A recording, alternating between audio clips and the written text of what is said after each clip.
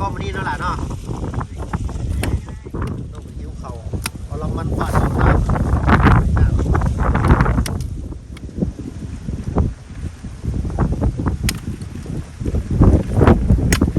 นี่เลยเนาะเสียงลมโวยเนี่ยเด้อลมแห้งมันนี่ก็ได้เนาะเปิดคลิปเปิดภาพมาเนาะอย่างน้ำน้องเพิ่นมาเมื่อกี้นี่พ่ออาจารย์เล่าคิดว่าเป็นบักเสียงพี่หน่อยเนาะนั่งอยู่ห่มไม้ร้อน สิได้พันเป็นว่าอาจารย์เล่าพี่หน่อยเนาะ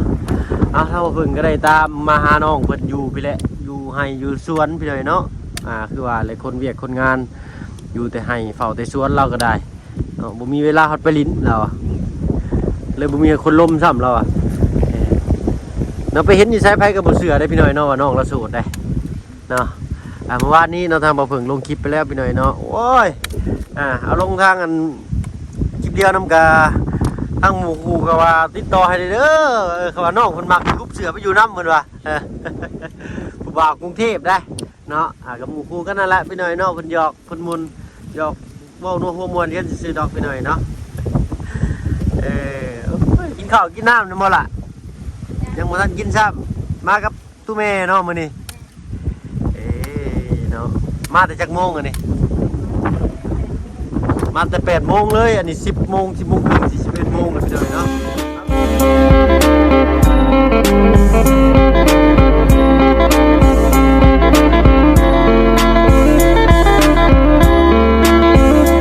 ทางมาเบิ่งเนาะกราบทักทายพี่น้อยเนาะกราบทักทายสบายดีเด้อพี่น้องเด้อเนาะสบายดีเบิดทุกคน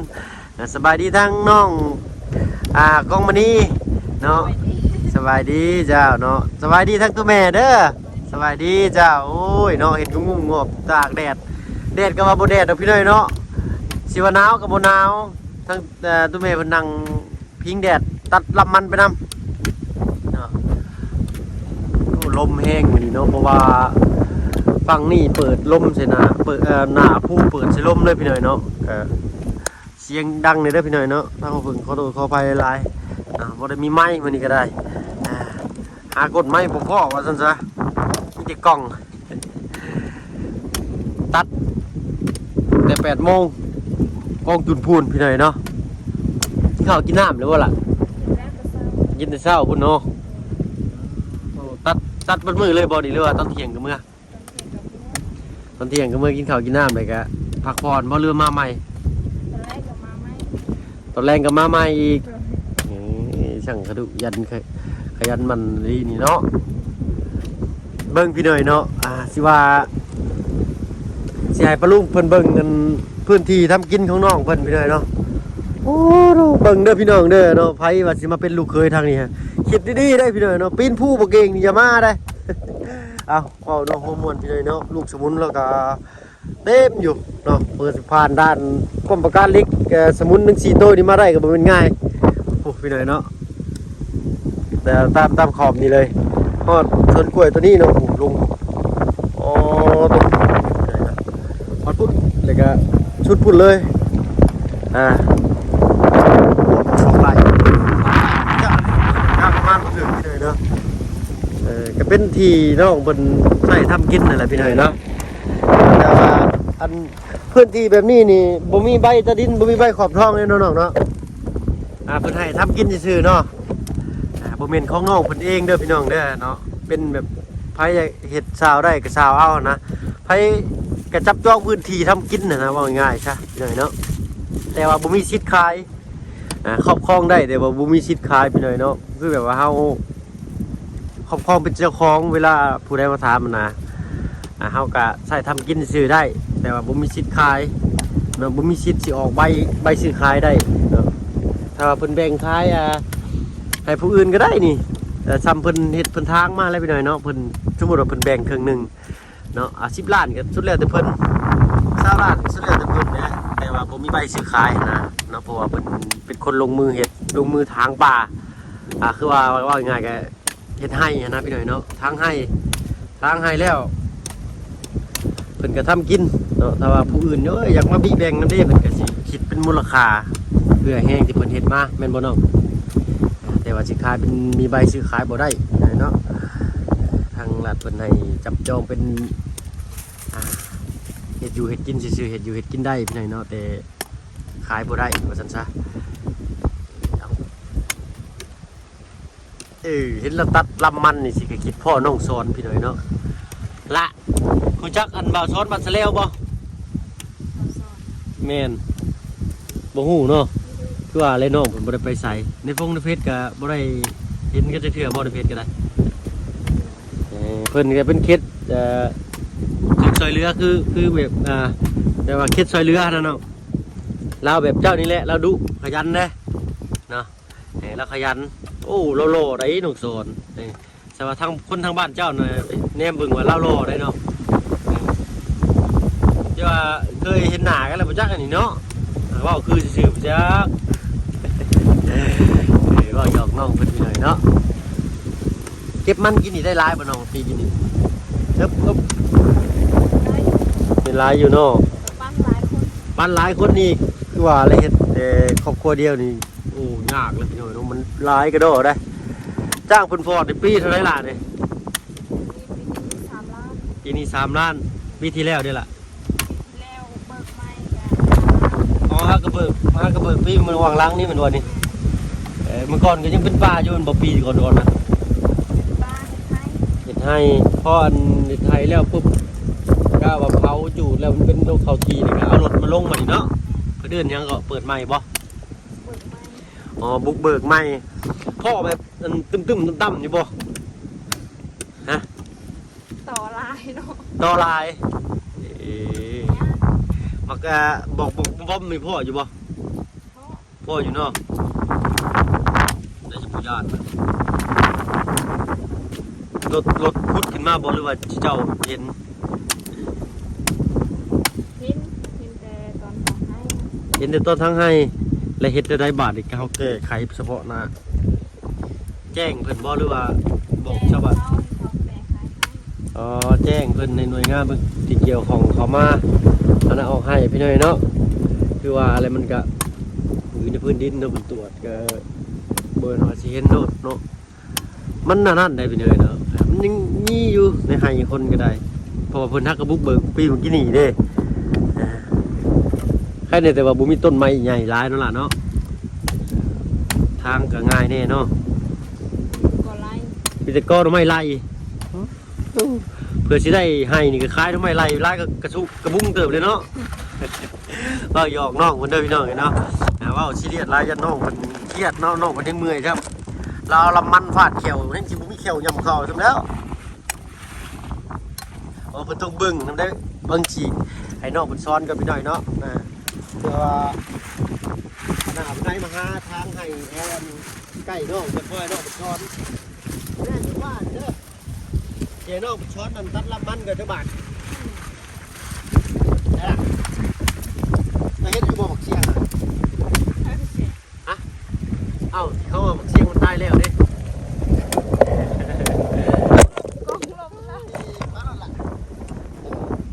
อยากเป็นอีกสี่ได้โทรศัพท์ง่ายนะหรือว่าลมพัดแล้วมันก็จะง่ายหลังดูก่อนเอาใส่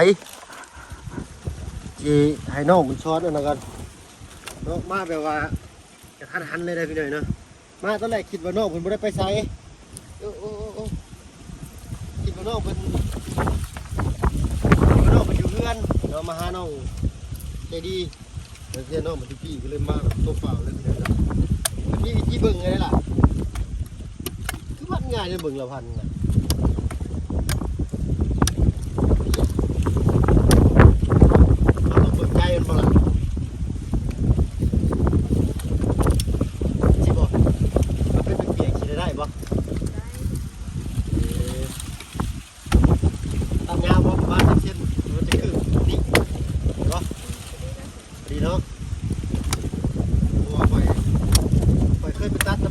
พี่หน่อยเนาะประมาณ20 เซนหรือ25 เซนประมาณนี้เขาทิ่มไปทางใดก็ได้บ่ดิพอเวลาเป็นปลูกเบิ่งเองมาละมันจิบปักก้นมาสิมันจิบมันขึ้นมันลงบ่ลืมเรื่องก่อยคือว่าเห็ดเช่นแบบจ้างมาเลยพี่หน่อยเนาะคืออยู่บ่ไอ้ทัดคืออยู่บ่คือชำนาญอยู่เนาะนะ ได้แน่ที่ว่าเพิ่นบ่เอานั่นล่ะมันเน่าบ่ งามมาก อันนี้ได้เนาะสิหวานครับเลยเนาะใส่นะชิมเลยบ่ สิ ชิมมึงเลย คม เข้มจ่อยเลยเป็นอะไรพี่เลยเนาะบ่ได้ใส่ปุ๋ยนี่ใส่ใจ ใส่ ใส่ใจอยู่บ่นี่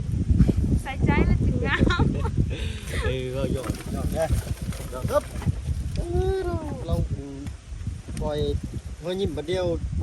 ฟังมันแถบวะไอ้ถ่ายคลิปน้องลงวานนี่เนาะมีเอาลงทาง Facebook นำคลิปเดียวดอกเนาะแต่ยังบริษัทรายได้พี่น้องคลิปเดียว Facebook ก็ได้เห็นไปเพื่อว่าพัฒบางนามันเห็นสั่งรายได้เขาได้เนาะดีกว่าเขาใช้โทรศัพท์เดี๋ยวแม่รีวิวซื้อ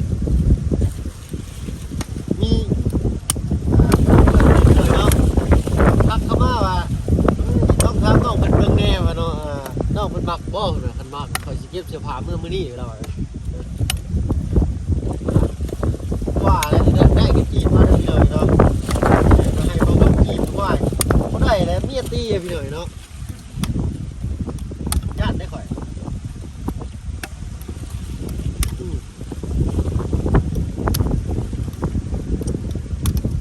อันนี้กินบ่เราเลยกินไปบ่เคยบ่ไปว่ามีผู้บ่าวมาเฮ็ดซอยนี่ล่ะเรื่องมีแต่ผู้เฒ่าผู้ลุงเนี่ย เอ้ย เคยต้องกินอ้ายนี่เลยเนาะ อายเด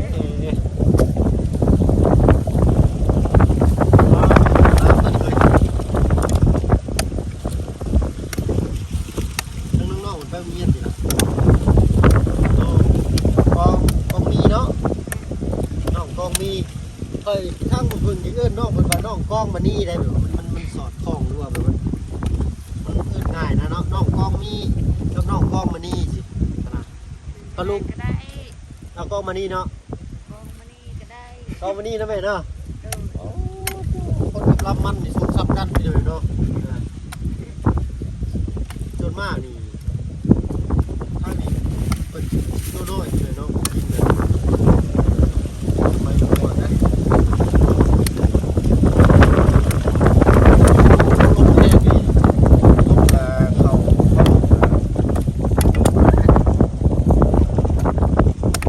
อดเอาเด้อพี่น้องเด้อเนาะ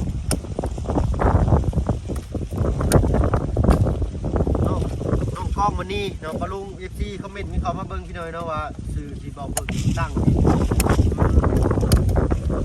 โคตรเจาะกล้องมีจังมีหยังเนาะกล้องมีบ่คือแหละกล้องมันนี่เนาะเอากล้องมันนี่เนาะล่ะเนาะ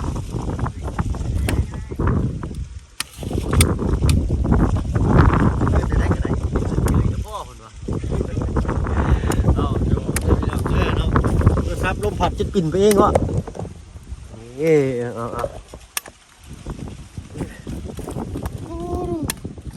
บ่ได้คิดไม่ได้ว่าสิได้ขึ้นมาโพดโลกปูนตอนแรกนำคิดว่าน้องไปหาปืนบ่หรือว่ามีหยังบ่ได้ขึ้นมาบัดพ่ออันอาจารย์ลาวตอนแรกตกใจไปเลยเนาะคิดว่าพ่อบักเชียงคือว่าเชียงมันตายแล้วเชียงมันตายแล้วนะขึ้นมายังสิพ่ออยู่ว้าวอ่ะ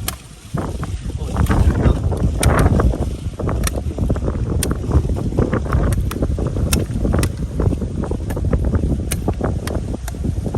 นี่บ่ล่ะบ่ว่าบ้านเจ้าเพนี่บ่ตัดลำมันเช้านี่บ่มีติ จักแล้วบอกว่าก็มีเอา มีบ่ไอ้บ่ไปชื่อนี่คือมีบ่ล่ะ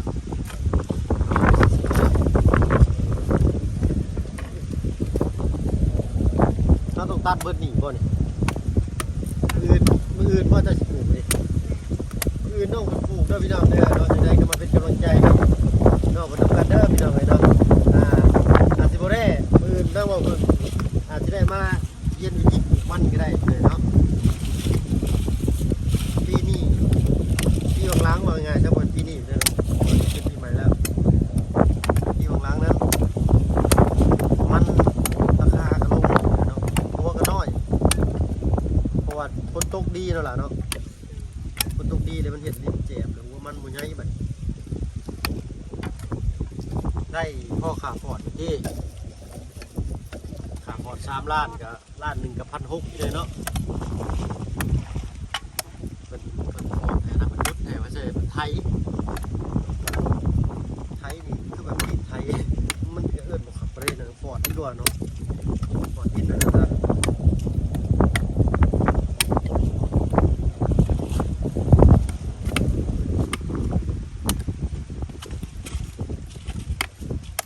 เงาพวกผู้จังหละไอ้ตามเงาผู้จังดีเนาะดีงามเนาะ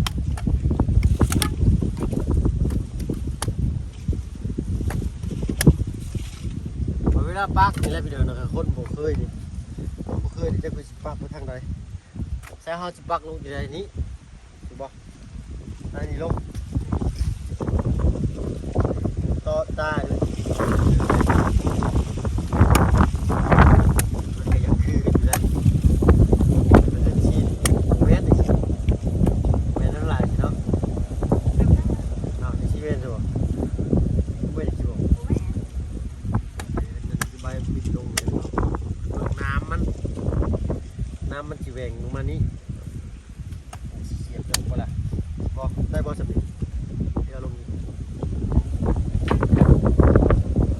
ก็ตั้งที่สื่อว่าชอบติดเจอไปหน่อยเราถือว่าเป็นพืชที่ปลูกง่ายแต่มันอะไรถ้าปลูกแล้วเขาไม่ได้เห็นยังบ่ล่ะ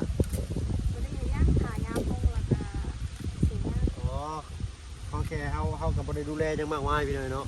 แต่ว่าหญ้ามันเกิดขึ้นมากอะเสียหญ้าหันวิธีโทรศัพท์ก็ได้มันตายแล้วก็เอาไปเสียบไหมหากได้ใต้เขาก็เอาไปเสียบใหม่เนาะตัวนี้ก็สำคัญเลยพี่น้อยเนาะ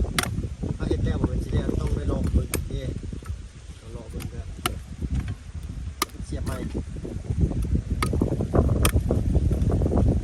ก็ให้เขาเห็นสิมันมือพันใหม่หมักได้หน่อยตัวพันนี่ใครมันกู้กันแล้วกู้เรือเนาะขึ้นผู้บ่าวผู้แพ้วแล้วมาซอยแถวบ้านแถวเมืองนี่มีบ่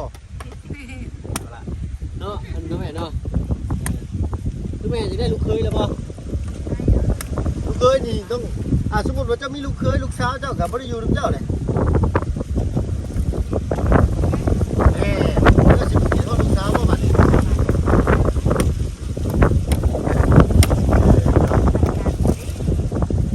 ถ้าว่าเจ้าได้ลูกเคยนี่เจ้าสิเอามาอยู่เฮือนบ่หรือว่า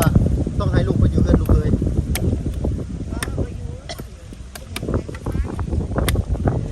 ถ้าว่าเฮ็ดสร้างใหม่อยู่ใกล้เฮือนน่ะก็ได้เนาะแม่เนาะ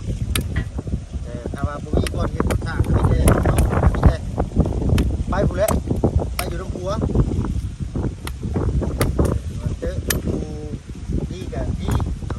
วาสนาดีไปเจอผู้ยากก็ตาไปเพิ่นเจอเป็นบ่ล่ะซุมื้อนี้ถ้าว่าวัยรุ่นเด้อพี่น้องเด้อว่าบ่นะถ้าว่าบ่สูงกินยานี่ก็ว่าดีเลยนะคือสมัยตะกี้หลายกันเนาะสมัยนี้ก็มีแต่รุ่นต่อใหญ่ทางบ้านเฮาน่ะบ่ค่อยมีเลยเนาะขอโทษขออภัยเขากินทางบ่ได้อยู่นะกินก็ได้บ่กินก็ได้ขออภัยนำไปกินเพิ่นก็บ่ได้เฮ็ดให้เดือดร้อนเฮานะแต่เป็นยังพี่เลยเนาะ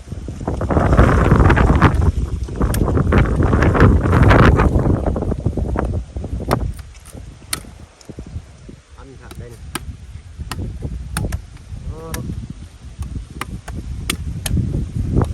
จ้างเพิ่นมาปักมันนี่มือเท่าไหร่ล่ะทั้งมีจ้างบ่ได้เอาแห้งบ่ซั่นเจ้าเอาแห้งเฮ็ดเองเลยอ๋อปลูกจะคนนี่ปลูกจะคนนี่ในไห้นี่ 2 คนเลยลูก คนเป็นลูกนี่เอามันพ่อได้จับเอาแล้วเอาเนี่ยเนาะคาดก็พ่ออยู่ในเฮือนนั่นน่ะ จากเขาเป็นแสน แท้พ่อทางนี้จะเคยทำหน้าบ่ล่ะทักเข่าเด้ เขา ปลูกข้าวเคยเนาะพอทางนี้เป็นนิยมเฮ็ดแต่ให้พี่เลยเนาะ ลมพัดจนโทรศัพท์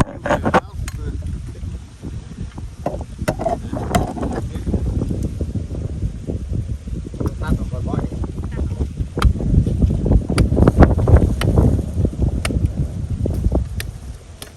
ตัดผ้าต้องใช้กรรไกรถ้าตัดใจ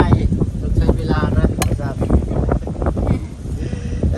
ตัวแม่เราหัวพี่หน่อยเนาะถึงใจเป็นอย่างนี้ปวดมั้ยแม่ปวดเนาะอยู่ไปอยู่มากเป็นสิว่าทั้งหมดเริ่มสิโบเต็มบาทไปได้ไปหน่อยนะขอโทษขออภัยเลยเนาะว่าบ่อยเครียดนะ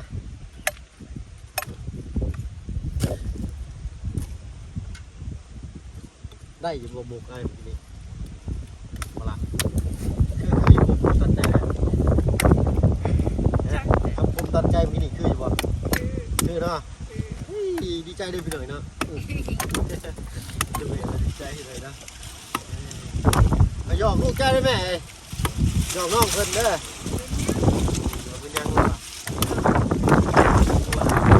จักม่วนได้พี่เลยเนาะ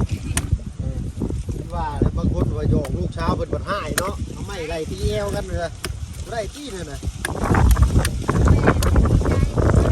ดีใจเนาะลูกมีห้อยยิ้มเนาะ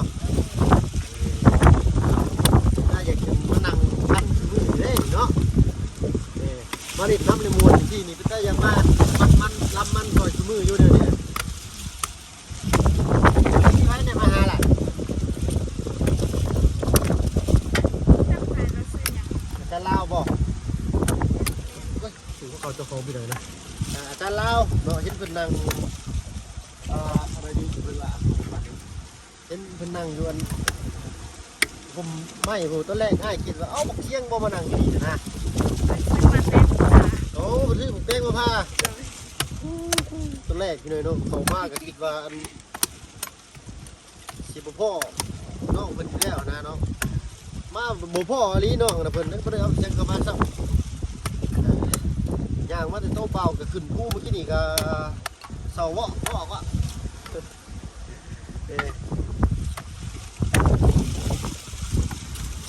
เดี๋ยวเป็นผู้ประสบภัยข่อยก็ได้พี่น้อยเนาะเพราะมันแม่งที่เขาบ่ได้นี่เนาะเนาะ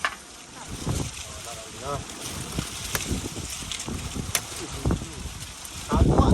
ได้เนาะคักเล็บจะเป็นตัดมันใช่ไหม